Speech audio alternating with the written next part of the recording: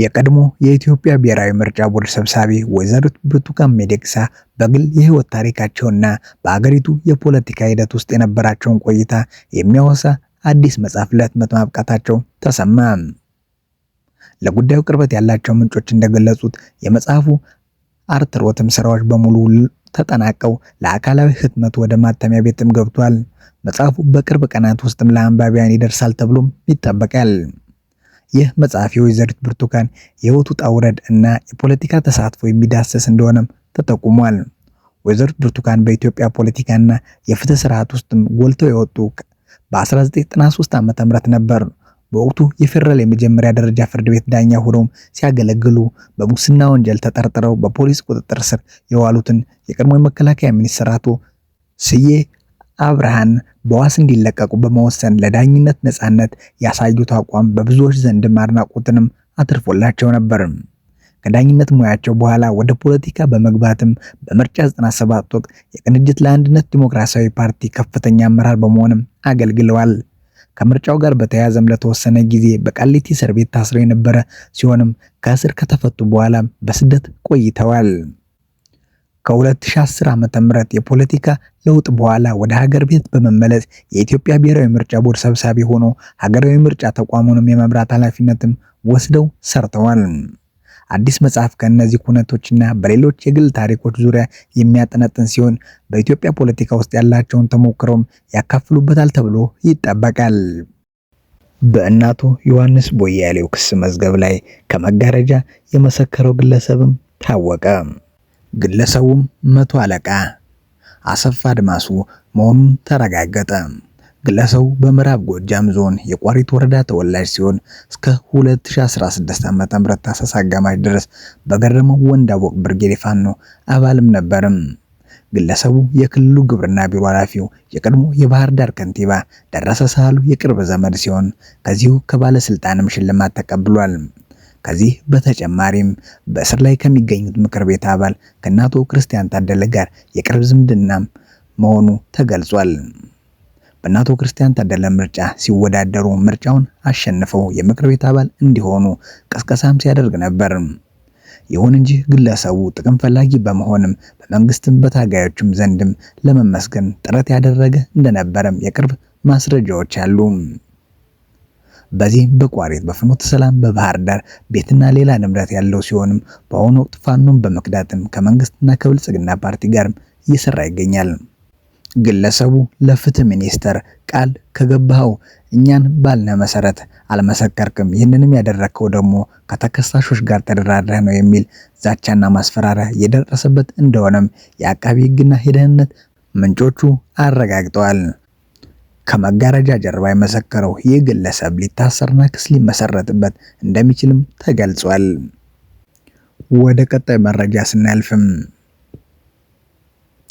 ጀነራል ነጋሽ ዳኘ፣ ጀነራል ወልደ ገብርኤል ይባብ እና ጀነራል ዘነበ ክፍሌ በዲዳር መሰናበት አለባቸው። አሁን ያለው ታጣቂ ስለማያስተማመን አዲስ ታጣቂ ማሰልጠን አለብን። ይህንን የተናገረው የአርሚ 60 አዛዥ ጀነራል ህንጻ ወልደ ጊዮርጊስ ነው።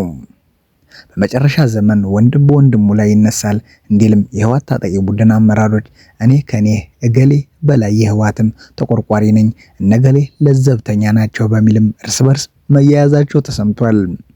በተለይ ከኔ በላይ ህወሓት የለም፣ የህወሓት ጠባቂ እኔ ነኝ የሚለው ጽንፈኛው አርሚ 60 አዛዥ ጀነራል ህንጻ ወልደ ጊዮርጊስም አንድ በአንድ የቡድኑ ከፍተኛና ልምድ ያላቸውን አመራሮች ጭምር በታጣቂ ቡድን ውስጥም ሆን ብለው ተቃውሞ እንዲነሳ እያደረጉ ነው በሚልም በዲዳር ከቡድኑ እንዲሰናበቱ ለማድረግ ውስጡን እየሰራ እንደሚገኝም ለአርሚ 24 አዛዥ ኮሎኔል ካሳዬ መኮንን ቅርብ የሆነ ታማኝ ምንጭም አሳውቋል። ጀነራል ህንጻ ወልደ ጊዮርጊስም በዲዳር እንዲሰናበቱ ጣት ከተከሰረባቸው አመራሮች መካከል የታጣቂ ቡድኑን የሰው ኃይል ማስተዳደር ጀነራል ነጋሽ ዳኝና የሎጂስቲክ መምሪያ ኃላፊው ጀነራል ወልደ ገብርኤል ይባቤ እንዲሁም የአርሚ 31 አዛዥ ጀነራል ዘነበ ክፍሌ ቀዳሚዎች ናቸው። ጀነራል ህንጻ ወልደ ጊዮርጊስ ከላይ የተጠቀሱትን ከፍተኛ አመራሮች ብቻ ሳይሆን ራሱ በሚመራው አርሚ 60 ውስጥም የሚገኝ የኮር አዛዥ የሆነውን መሐመድና ሌሎች አመራሮች ለቡድን ስጋት ናቸው በሚልም እንዳይቀጥሉ ማድረግ እንደሚገባቸውና በዲዳር እነርሱንም ለማሰናበት እየሰሩ እንደሚገኝም ገልጿል። ጽንፈኛው ጀነራል ህንፃ ወልደ ጊዮርጊስ አመራሮችን ብቻ ሳይሆን በአብዛኛው የህወሓት ታጣቂ አሁን ላይ እምነት የሌለው መሆኑን በመግለጽም ታማኝ የሆነና ያለምንም ማመንታት ትዕዛዝ መፈጸም የሚችል አዲስ ታጣቂ በማሰልጠን አሁን ያለው ነባር ታጣቂ በሙሉ ማባረር የሚል አቋም ይዞ እየተንቀሳቀሰ እንደሚገኝም ለዚህም ሽፋን እንዲሆነው ሚሊሻ በሚልም አዳዲስ ታጣቂዎችን በስፋት የማሰልጠን ስራ እየሰራ እንደሚገኝም ከራሱ ከጀነራል አፍ የሰማ መሆኑን ኮሎኔል ካሳይ ለምንጮቹ ተናግሯል። በጀነራል ህንፃ በተለይም ኢላማ የተደረጉት ታጣቂዎች አርሚ 31፣ አርሚ 24፣ አርሚ 26 እና እርሱ በሚመራው አርሚ 60 ውስጥም ለእርሱ ታማኝ ያልሆኑ ታጣቂዎችን መሆኑ መረጃውንም አመልክቷል። በተጨማሪም ጀነራል ህንፃ አሁን ላይ ከህወሓት ታጣቂ ይልቅም የኤርትራ ሰራዊትና የፋኖ ጽንፈኞችን ይሻሉኛል እያለ እንደሚገኝም መረጃው ይኸው ምንጭም ይገልጻል። ወደ ቀጣይ መረጃ ስናልፍም የጅቡቲ ወደቦችና ነፃ ዞኖች ባለስልጣን ዲፒኤፍዜድኤ በኢትዮጵያ መንግስት ፍቃድ የተሰጣቸው የግል መልቲሞዳል የትራንስፖርት ኦፕሬተሮች በጅቡቲ ግዛት ውስጥም እንዳይንቀሳቀሱና የጭነት ሰነድ እንዳይቆርጡ እገዳ መጣሉ በሁለቱ ሀገራት የሎጂስቲክ ዘርፍ ላይ ከፍተኛ ውጥረትም ፈጠረ። አዲስ ፎርቹን ጋዜጣ እንደዘገበው ኢትዮጵያ የሎጂስቲክ ዘርፉንም ለማዘመን የኢትዮጵያ የባህር በር ትራንስፖርትን ሎጂስቲክ አገልግሎት ድርጅትን ብቸኛ ተጠቃሚነትም ለማስቀረትም ለግሉ ዘርፍ ፍቃድ ብትሰጥም ጅቡቲ ግን ይህንን አሰራር ለመቀበል ፍቃደኛ ሳትሆን ቀርታለች። ኢትዮጵያ ማሪታይም ባለስልጣንም የሎጂስቲክ ዘርፉን ነፃ ለማድረግ ለ6 የግል መልቲሞዳል ኦፕሬተር ፍቃድ መስጠት ይታወሳል። እነዚህ ድርጅቶች ስራ እንዲጀምሩም የተቀመጠው ጊዜ ገደብ እንደ አውሮፓውያን አቆጣጠር ኦክቶበር 25 የነበረ ቢሆንም የጅቡቲ ባለስልጣናት የራሳቸውን መርከብ የሌሎችን ኦፕሬተሮችም የጭነት ሰነድ ማውጣት አይችሉም በሚልም መመሪያ በማውጣት እንቅስቃሴዎችን ገድበዋል። በዚህም ምክንያት ቢያንስ የሁለት ኩባንያዎች ኮንቴነሮችም በወደብ ላይ ተቀርቅረው ይገኛሉ።